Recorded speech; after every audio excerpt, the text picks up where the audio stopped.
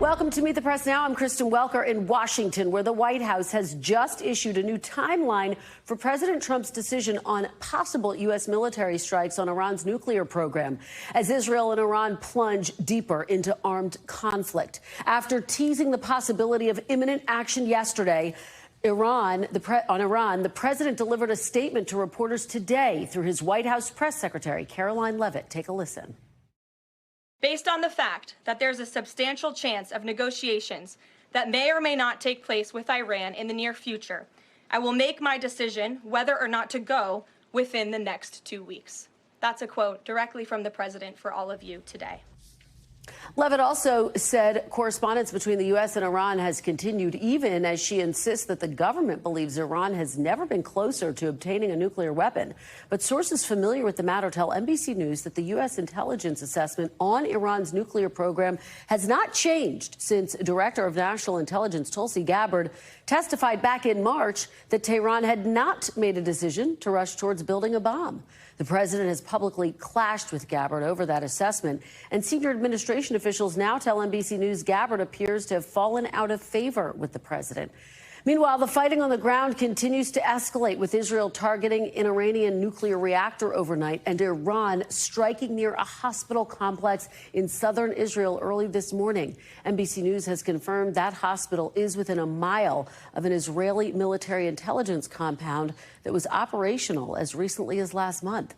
Prime Minister Netanyahu spoke to reporters while surveying the hospital damage, calling the government in Iran a criminal regime while praising the action the U.S. has already taken to defend Israel. President Trump will do what's best for America. I trust his judgment.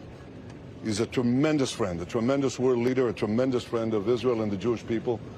And we will do what we have to do, and we are doing it. We are committed to destroying the nuclear threat, the threat of a nuclear annihilation against Israel. NBC News international correspondent Matt Bradley is in Tel Aviv and filed this report. You know, it looked as though we had a days-long reprieve from the Iranians here in Tel Aviv, but this morning shattered all of that. There was another direct impact on a hospital, this time in the southern part of the country, in the city of Beersheba. This injured about 24 people, perhaps more, but none of them were particularly serious. There were no additional deaths. There haven't been any deaths from Iranian bombardment in the past nearly 72 hours. So in many ways, this country has turned the corner. But the fact is that we're seeing impacts still from Iranian ballistic missiles. We heard from the IDF this morning. An official there said that they had put out about 2/3 of Iran's ballistic missile launchers. But he said there are still a lot of missiles that Iran has yet to fire. So that is a very troubling situation as we reach 1 week into this tit-for-tat offensive. The Iranian attacks reprisals for the unprecedented attacks that Israel fired at Iran starting last Friday morning. The Israelis have said that their objective is to totally disable Iran's nuclear program. And to that effect, they hit another, this time a reactor today that had been decommissioned before. The Israelis said that this reactor, they understand, is going to be used to try to refine plutonium, which so far hasn't been a major ingredient in Iran's nuclear program. Still, clearly, the Israelis trying to destroy this nuclear program, but the focus seems to be shifting a little bit towards that other goal that has remained somewhat mysterious, very prominent in the background, the idea of regime change. After that hospital was struck, we heard from Israel Katz, the defense minister, saying that the Ayatollah who leads Iran should no longer be allowed to exist. Our thanks to Matt Bradley for that report. Joining me now is NBC News White House correspondent Vaughn Hillyard, and NBC News senior national security correspondent Courtney Kube is with me on set. Vaughn, let me start with you at the White House. Talk about the key takeaways after we learned from White House Press Secretary Caroline Leavitt that the president is now giving himself this 2-week timeline in order to make a potential decision about Iran. Right. There's two fronts to this. Number one, Kristen, it was on Monday night that the president returned to the United States, leaving the G7 summit early, and in a social media post directing individuals in Tehran to, quote, evacuate.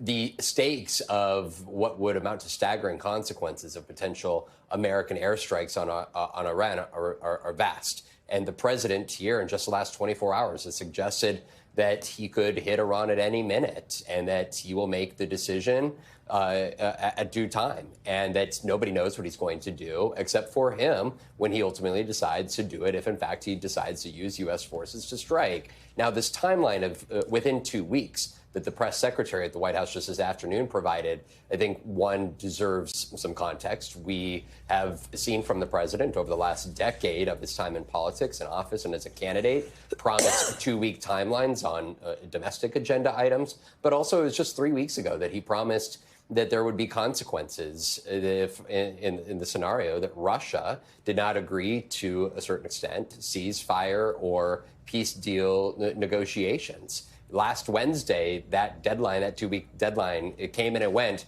with no apparent consequences for Russia here. So while at the same time we are waiting for the president to potentially make very imminent decisions on this front, at the same time, the White House press secretary clearly seemingly opening up the door to potentially Iran coming back to the negotiating table to avoid the U.S. becoming more involved in this conflict than they already are.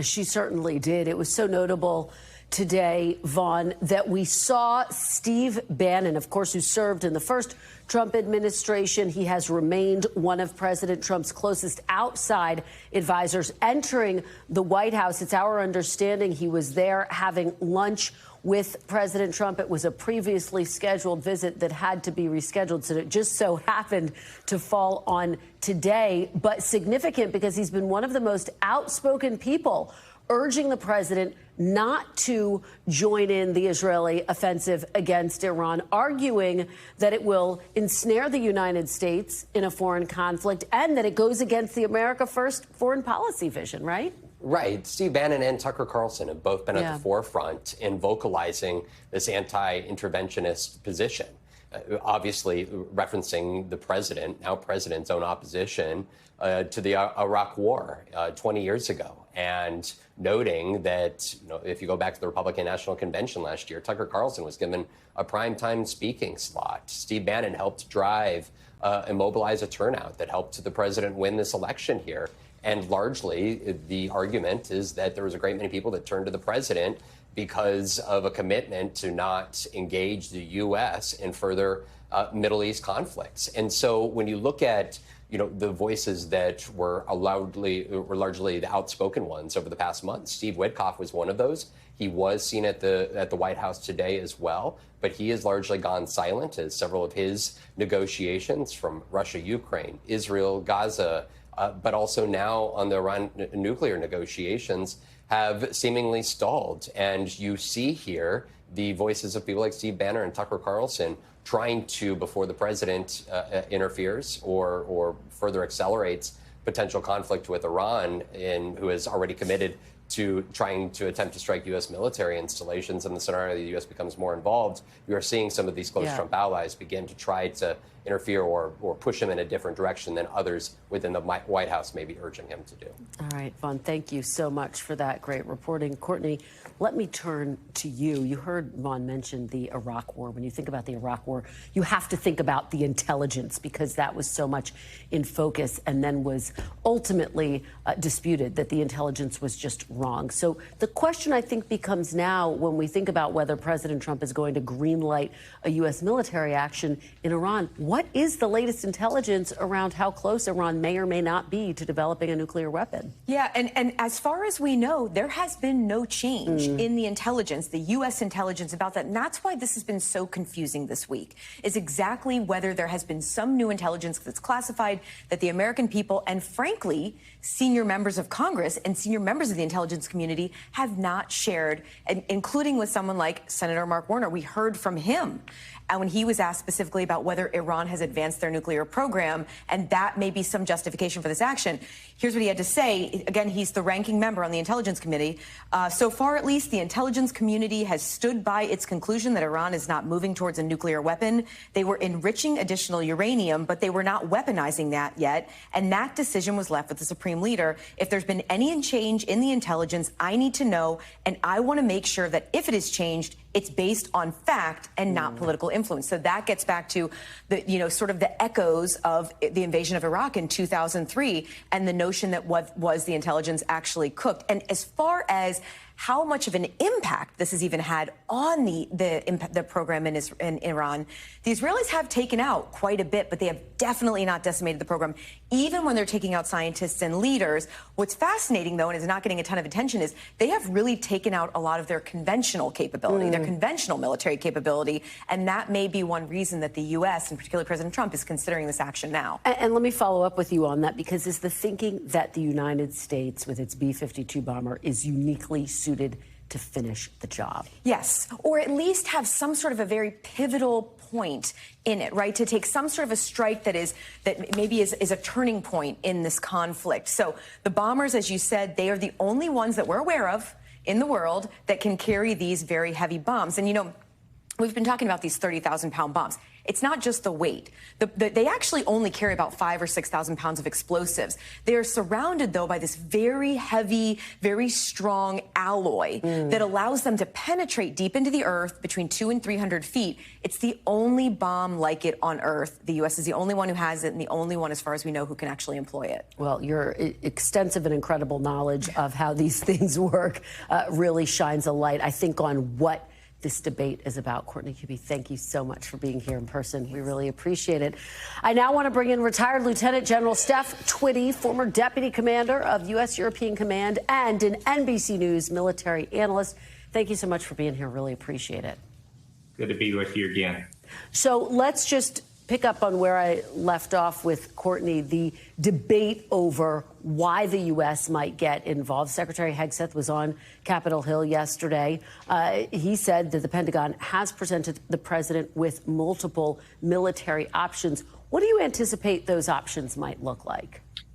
Yeah, so first of all, let me just say that we should exhaust all diplomatic efforts before we introduce military instrument of power into this conflict.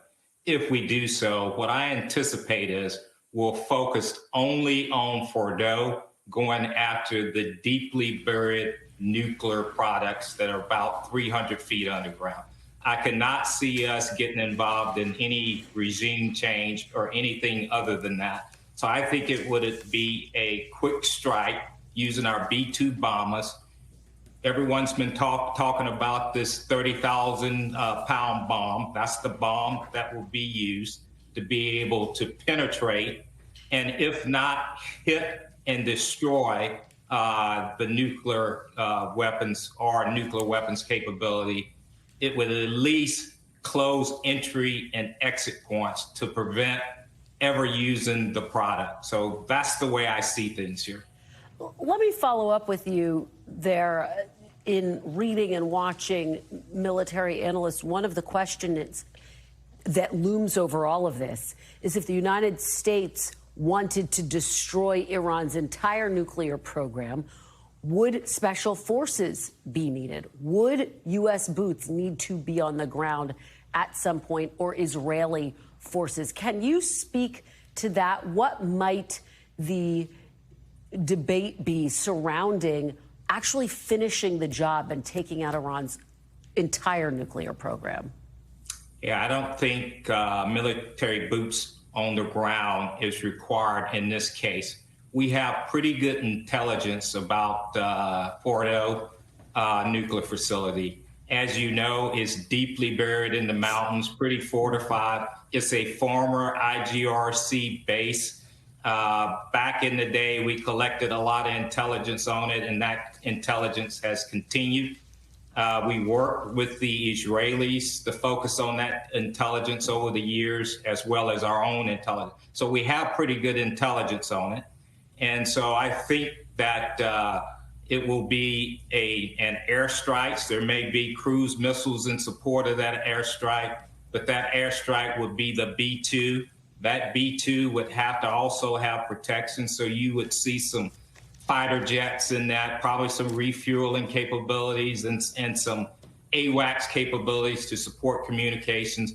But for the most part, quick strike, do a battlefield assessment to ensure that we have everything in terms of the destruction, or as I said earlier, close the entryway, close the exit ways. But I'm looking at quick strike, maybe restrike, maybe another restrike, but it would be an air effort, maybe some Navy efforts from the Mediterranean, and get out. Lieutenant General Twitty, very quickly, with the last 30 seconds we have left here, what do you make of the announcement that President Trump is giving this a 2-week deadline? I like the announcement, and the reason I like the announcement, we don't want the military instrument of power to lead here. Let's get the diplomatic effort going. Let's see whether Iran will come to their senses and come to the table. And then, if not, then obviously the president has options. But let's get the diplomatic effort in front of the military effort. All right, Lieutenant General Steph Twitty, we always appreciate your perspective. Thank you so much for being here today. Really appreciate it. Thank you very much. We thank you for watching. And remember, stay updated on breaking news and top stories on the NBC News app or watch live on our YouTube channel.